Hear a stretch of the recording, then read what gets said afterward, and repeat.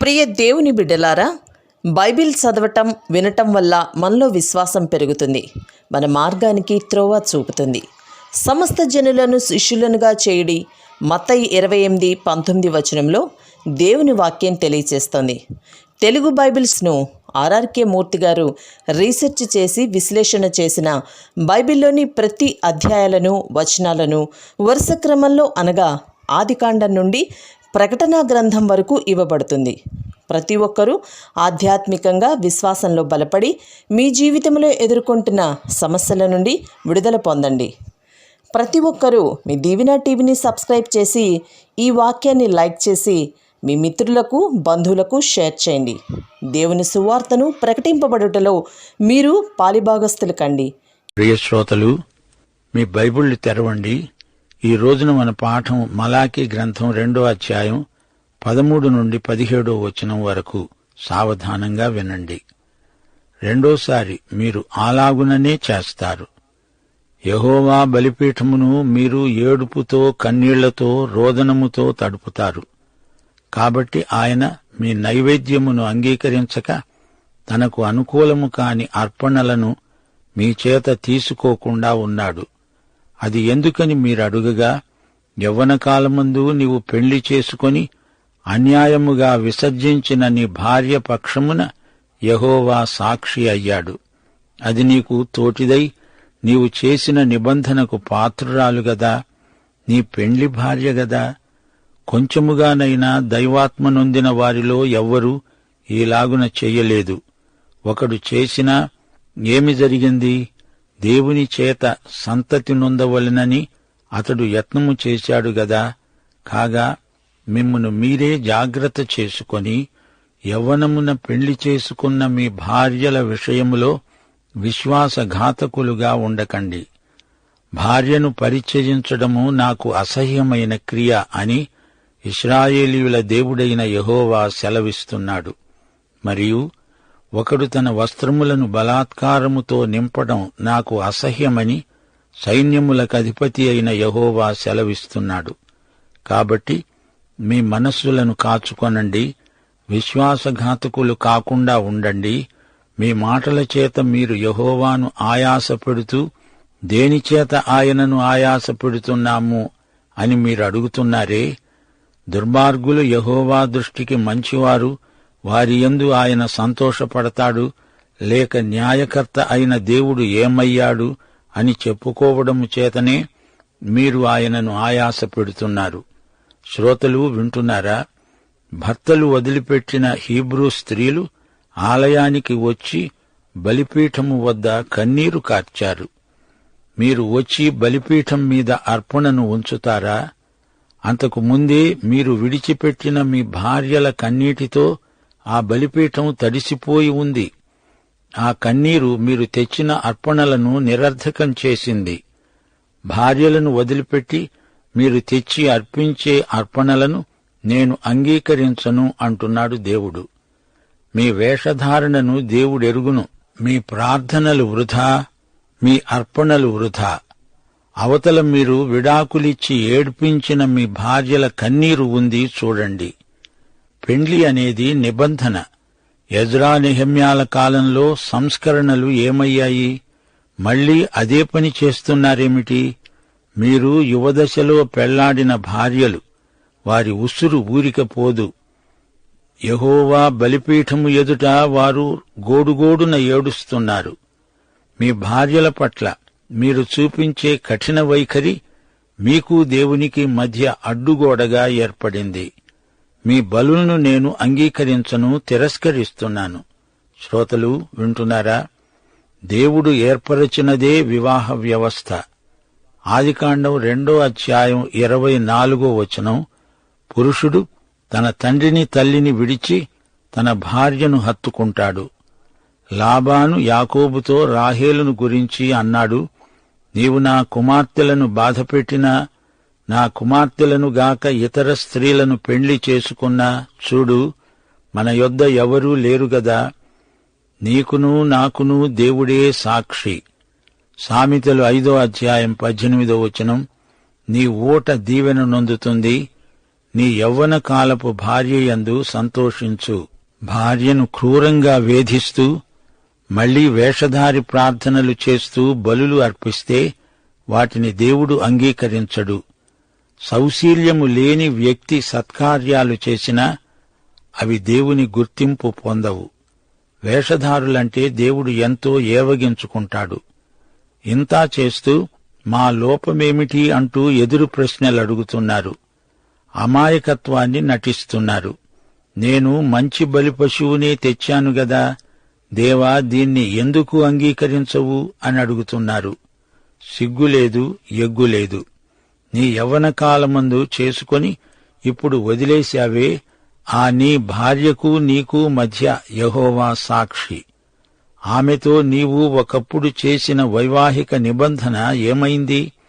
ఈ ఇశ్రాయేలీయుడు యువదశలో ఒక హెబ్రీ స్త్రీని పెళ్లాడాడు. ఇప్పుడు ఒక అన్యురాలితో సంబంధం పెట్టుకుని ఆమెను పెళ్లాడి తన మొదటి భార్యకు ఎంతో అన్యాయం చేశాడు. నీ మొదటి భార్య నిబంధన భార్య. పెళ్ళెప్పుడు యాజకుని ఎదుట నిలిచి ప్రమాణాలు చేశావే, మరి ఇప్పుడు మరో భార్యను ఎలా చేసుకున్నావు? నీకు నమ్మకంగా ఉంటాను, నిన్ను తప్ప ఇతరులను వల్లను అని శపథం చేశావు గదా. 15వ వచనం. కొంచెముగానైనా దైవాత్మ నొందిన వారిలో ఎవరూ ఈలాగున చెయ్యలేదే. ఆదాము సగం, హవ్వ సగం, ఇద్దరూ కలిసి ఒక్క వ్యక్తి అవుతున్నారు. ఒక శిశువు పుట్టినప్పుడే తల్లి తండ్రి ఆ శిశువులో ఒకటై కనిపిస్తారు. భార్య భర్తతో ఏక శరీరం. వారిద్దరికీ కలిగిన సంతానమే దేవుని గుర్తింపు పొందింది. భార్య విషయంలో ఈ నిబంధనను భంగపరిస్తే సంతానం అక్రమ సంతానమవుతుంది. భార్య భర్త ఇద్దరూ దేవుని బిడ్డలై ఉండాలి. వివాహము విశ్వాసుల మధ్య క్రీస్తునందే జరగాలి. భార్యకు విడాకులివ్వడము, బహుభార్యాత్వము దేవునికి బొత్తిగా గిట్టని చర్యలు. పెండ్లి కాకముందే ఇద్దరూ దేవుని బిడ్డలై ఉండాలి. పెండ్లి అయిన తరువాత ఆమెను ప్రభువు వద్దకు నడిపించుకుంటానులే అంటే అది జరిగేది కాదు. జాగ్రత్త, విశ్వాసఘాతకులు కావద్దు. దైవాత్మకు వ్యతిరేకంగా ప్రవర్తించవద్దు. అన్యులతో వివాహ సంబంధాలు పెట్టుకోవద్దు. ఈ సందర్భంలో నెహెమ్యాను జ్ఞాపకం చేసుకోండి. అతడు యెరూషలేము గుమ్మములను మరమ్మతు చేయించాడు. పని పూర్తి అయిన తరువాత తిరిగి మాదీయ పారసీక దేశానికి వెళ్లి తన ఉద్యోగం చేసుకుంటున్నాడు. అతడు రాజుకు గిన్నె అందించేవాడు. కొన్ని రోజులకు సెలవు మీద తిరిగి యెరూషలేముకు వచ్చాడు. అక్కడ అమ్మోనీయుడైన టోబియా తారసిల్లాడు. టోబియా దేవునికి విరోధి. అతడు దేవుని ఆలయంలోనే ఒక గదిలో మకాం పెట్టాడు. అక్కడ ప్రధాన యాజకుని కొడుకు టోబియా కూతుర్ని పెళ్లాడాడు. అంటే ప్రధాన యాజకుడి వియ్యంకుడే టోబియా. అందుకే అతణ్ణి దేవుని ఆలయంలోనే ఉండిపోమ్మని ప్రధాన యాజకుడు అనుమతి ఇచ్చాడు. నెహెమ్యా వచ్చి టోబియో సామానంతా తీసి బయట పారేశాడు. అతన్ని వెంటనే ఖాళీ చేయించాడు. అష్టోదు, అమ్మోను, మోయాబు అనే జాతులకు చెందిన పిల్లలను చేసుకుని ఆధ్యాత్మిక సాంకర్యానికి కారకులైన వారిని నెహెమ్యా నిర్దాక్షిణ్యంగా తొలగించాడు. అది శుద్ధి కార్యక్రమం. నెహెమ్యా 13:25 అంతట నేను వారితో వాదించి వారిని శపించి కొందరిని కొట్టి వారి తల వెండ్రుకలను పెరికివేసి, మీరు వారి కుమారులకు మీ కుమార్తెలను ఇయ్యక మీ కుమారులకైనా మీకైనా వారి కుమార్తెలను పుచ్చుకొనక ఉండాలని వారి చేత దేవుని పేరట ప్రమాణము చేయించాను. చూచారా, నెహెమ్యా ఈ విషయంలో ఎంతో ఖచ్చితంగా వ్యవహరించాడు. నెహెమ్యా గొప్ప సంస్కర్త, గొప్ప నాయకుడు. మిశ్రమ వివాహాల వల్ల జాతి నిర్వీర్యమైపోతుంది, ఆధ్యాత్మికంగా బలహీనమవుతుంది. దేవుని వాక్యం పక్షాన నిలవగల నాయకులు, నెహెమ్యా వంటి నాయకులు నేడు మన సంఘాలకు కావాలి. పాత నిబంధన రోజుల్లో ఒకడు ఒక స్త్రీని వివాహమాడినప్పుడు తన పై వస్త్రం తీసి ఆమెకు కప్పుతాడు. అనగా, నేను నిన్ను కాపాడుతాను, నిన్ను సంరక్షిస్తాను, పోషిస్తాను అంటున్నాడు. అది సాంఘిక భాష. ఒకడు తన వస్త్రములను బలాత్కారముతో నింపడం నాకు అసహ్యం అని దేవుడంటున్నాడు. రూతును బోయజు ఎలా ఆదరించాడో చూడండి. రూతు ఒక వితంతువు. మోషే ధర్మశాస్త్రం ప్రకారం రూతుకు బోయజు బంధు విమోచకుడు. అతడు కాదు, ఆమె తన హక్కును పునరుద్ఘాటించాలి. రూతుకు బోయజుకు మధ్యవర్తి నయోమి.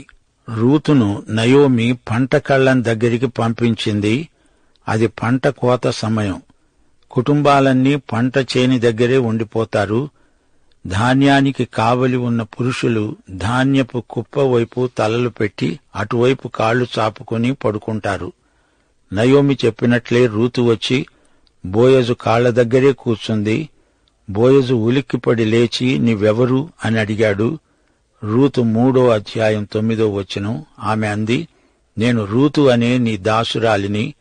నీవు నాకు సమీప బంధువుడవు గనుక నీ దాసురాలి మీద నీ కొంగు కప్పు. రూతు అడుగుతోంది, నీ వస్త్రం నాకు కప్పు. నాకు నీవు బంధు విమోచకుడవు, నా సంరక్షకుడవు, నన్ను పెళ్లాడు. ఆ విధంగా నీ ప్రేమకు కాపుదలకు నన్ను అర్హురాలినిగా చెయ్యి. నేను నీ దాసురాలిని అంటూ ప్రాధేయపడి అడిగింది. ఈ సన్నివేశంలో యేసుక్రీస్తుకు ఆయన విశ్వాసికి మధ్య ఉన్న సంబంధం ద్యోతకమవుతోంది. మలాకీ కాలంలో ఇశ్రాయేలీయులలో అనేకులు తమ భార్యల పట్ల విశ్వాసఘాతుకులుగా ప్రవర్తించారు. పెండ్లి సమయంలో కొంగు కప్పుతారు. ఆ తరువాత వారి పట్ల దౌర్జన్యం, క్రౌర్యం చూపుతారు. భార్యలకు విడాకులిచ్చి వదిలించుకోవాలని చూస్తారు. ఇది అన్యాయం. విడాకులంటే నాకు అసహ్యం అంటున్నాడు దేవుడు. భార్యను పరిత్యజించడం నాకు అసహ్యం. ఛీ ఛీ, అది నీచమైన విద్రోహకరమైన చర్య అంటున్నాడు యెహోవా. విడాకులు దేవునికి బొత్తిగా ఇష్టం లేదు. అది దేవుని చిత్తం కానే కాదు. విడాకులు అనే మాటే దేవుని సన్నిధిలో ఎత్తకూడదు. ఆది నుండి పురుషుని పట్ల దేవుని చిత్తం అతడు ఏకపత్ని పురుషుడై ఉండాలి అని. విడాకులు దేవుని సృష్టిలో దేవుడు నిర్ణయించిన విధానం కానే కాదు. మోషే అప్పటి మనుషుల హృదయ కాఠిన్యాన్ని బట్టి పరిత్యాగ పత్రికలు అన్నాడు గాని ఆది నుండి దేవుని సంకల్పం అది కాదు అన్నాడు యేసుప్రభు. ఆదియందు దేవుని సంకల్పమేమిటి అంటారా? దానికి జవాబు ఆదికాండమే చెబుతుంది. ఆదికాండం 2:20 అంటోంది, ఆదాము సమస్త పశువులకు, ఆకాశ పక్షులకు, సమస్త భూజంతువులకు పేర్లు పెట్టాడు. అయినను ఆదామునకు సాటి అయిన సహాయము అతనికి లేకపోయింది. దేవుడు ఆదాముకు ఒక భార్యనిచ్చాడు. ఆమె స్థానాన్ని ఈ సృష్టిలో మరెవరూ ఆక్రమించడానికి వీల్లేదు. అది ఆమెకు దేవుడు నియమించిన ప్రత్యేక స్థానం. అది ఆమెదే. జంతువులన్నీ జంటలుగా సృజించబడ్డాయి, కాని నరుడు మాత్రమే ఒంటరిగా ఉండిపోయాడు. ఈ మానవుడికి సరిపడే జంట భూమి ఆకాశాలలో ఎక్కడా లేదు. ఆదామే జంతువులన్నిటికీ పేర్లు పెట్టిన మహామేధావి, కాని తనకు తోడు ఎవరూ లేరు.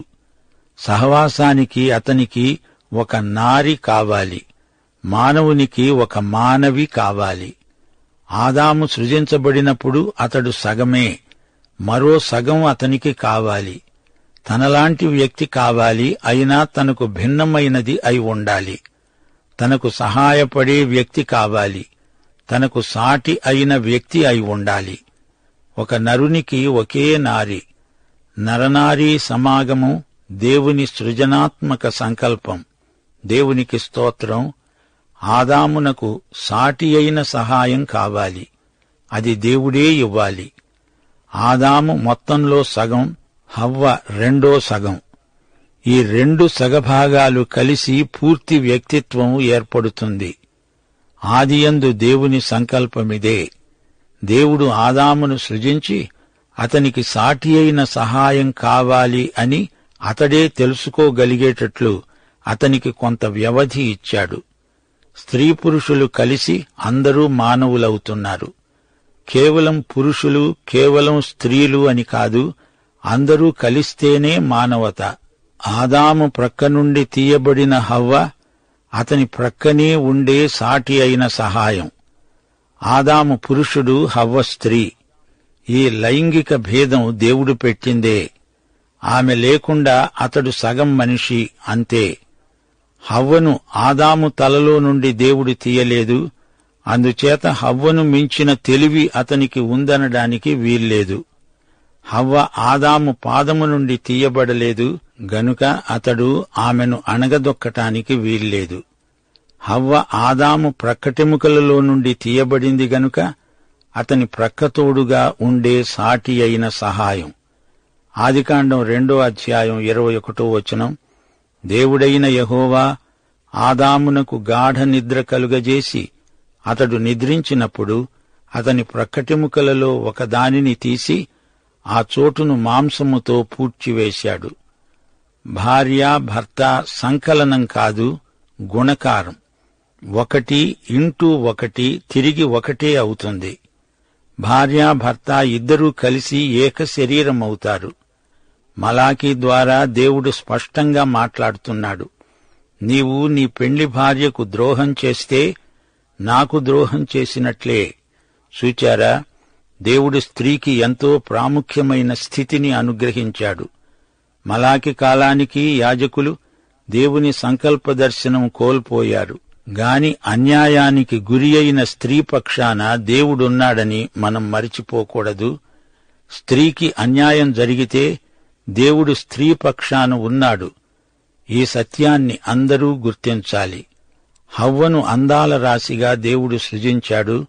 ఆమెను దేవుడు ఆదాముకిచ్చి పెళ్లి చేశాడు. వివాహ వ్యవస్థ పరలోక దేవుని ఆలోచన. వివాహం ఆశీర్వాదకరమైన ఏర్పాటు. దేవుడు వివాహాన్ని ఆశీర్వదించాడు. పురుషునికి వివాహం ఎంతో మేలు. నరుడు ఒంటరిగా ఉండడం మంచిది కాదు అనుకున్నాడు దేవుడు. హీబ్రూ భాషలో హవ్వ ఇషా, ఆదాము ఇష్, అనగా హవ్వ ఆదాములోని మరో సగం. అతడు పురుషుడు, ఆమె స్త్రీ. అతడు ఆమె కలిసి ఏక శరీరమవడం దేవుని సృజనాత్మక సంకల్పం. ఆదాము అన్నాడు, ఈమె నా ఎముకలలోని ఎముక, నా మాంసములోని మాంసము. అందుకే పురుషుడు తన తండ్రిని తల్లిని విడిచిపెట్టి భార్యను హత్తుకుంటాడు. ఇందులో అత్తామామల ప్రమేయం లేదు. వీరు ప్రారంభించిన కొత్త సంసారంలో మరొకరు జోక్యం కలిగించుకోరు. పురుషుడు తన తండ్రిని తల్లిని విడిచాడు. అతడు అతని భార్య ఏక శరీరమయ్యారు. ఆదికాండం 2:25 అతడు అతని భార్య నగ్నంగా ఉన్నారు, గాని వారికి సిగ్గు అనిపించలేదు. అప్పటికి పాపం లోకంలోకి ప్రవేశించలేదు. ఒకరి పట్ల ఒకరికి కామం లేదు. ఒకరినొకరు ఎంతో ప్రేమించారు. ఆదాము ఎదుట ఆమె స్త్రీ, ఆమె స్త్రీత్వం ఎంతో మనోజ్ఞమైంది. అంతలో పాపం ప్రవేశించింది. పాపం వచ్చి సృష్టినంతా పాడు చేసింది. విశేషించి స్త్రీ పురుష సంబంధాన్ని పూర్తిగా పాడు చేసింది. మోషే ధర్మశాస్త్ర కాలం వచ్చేసరికి పరిత్యాగ పత్రికకు అనుమతి ఇవ్వబడింది. వివాహాన్ని గురించి దేవుని అభిప్రాయం మారింది అని కాదు. మానవుని హృదయ కాఠిన్యాన్ని బట్టి మోషే విడాకులను అనుమతించాడు. ద్వితీయోపదేశకాండం 24:1 ఒకడు స్త్రీని పరిగ్రహించి ఆమెను పెండ్లి చేసుకున్న తరువాత ఆమెలో ఏదో అవలక్షణం అతనికి కనపడినందున ఆమె మీద అతనికి ఇష్టము తప్పిన ఎడల అతడు ఆమెకు పరిత్యాగ పత్రము రాయించి ఆమె చేతికిచ్చి తన ఇంటి నుండి ఆమెను పంపివేయాలి. అతడు ఆమె కన్యత్వాన్ని శంకిస్తున్నాడు. పెండ్లి నాటికి ఆమె కన్య కాదు అని అతనికి రుజువుంది. అందుకని అతడు పరిత్యాగ పత్రిక ఇచ్చి ఆమెను పంపివేస్తాడు. కొత్త నిబంధన కాలానికి భర్తలు ఏ చిన్న అవలక్షణం కనిపించినా విడాకులకు సిద్ధమయ్యారు. చిల్లర కారణాలు చూపి విడాకులివ్వడం పరిపాటి అయింది. దేవుడు భార్యను భర్తను ఏక శరీరం చేశాడు కదా. మత్తయి సువార్త 19:9 ప్రభు అన్నాడు, వ్యభిచారము నిమిత్తమే తప్ప తన భార్యను విడనాడి మరి ఒకతను పెళ్లి చేసుకునేవాడు వ్యభిచారము చేస్తున్నాడని, విడనాడబడిన దానిని పెళ్లి చేసుకునేవాడు వ్యభిచారము చేస్తున్నాడని గ్రహించాలి. వివాహాన్ని గురించి ప్రభువు స్పష్టంగా ముఖ్యమైన నియమాలు మనకు నేర్పాడు. ప్రియశ్రోతలు, పెళ్లి ప్రమాణం మరణము మనలను ఎడబాపే వరకు మనము భార్యాభర్తలము. దేవుడు జతపరచిన దానిని ఎవ్వరూ వేరు చేయలేరు. పాఠం ఇంతటితో సమాప్తం. ప్రభువైన యేసుక్రీస్తు వారి కృప, తండ్రి అయిన దేవుని ప్రేమ, పరిశుద్ధాత్మ యొక్క అన్యోన్య సహవాసము మనకు సదాకాలము తోడై ఉండునుగాక. ఆమేన్.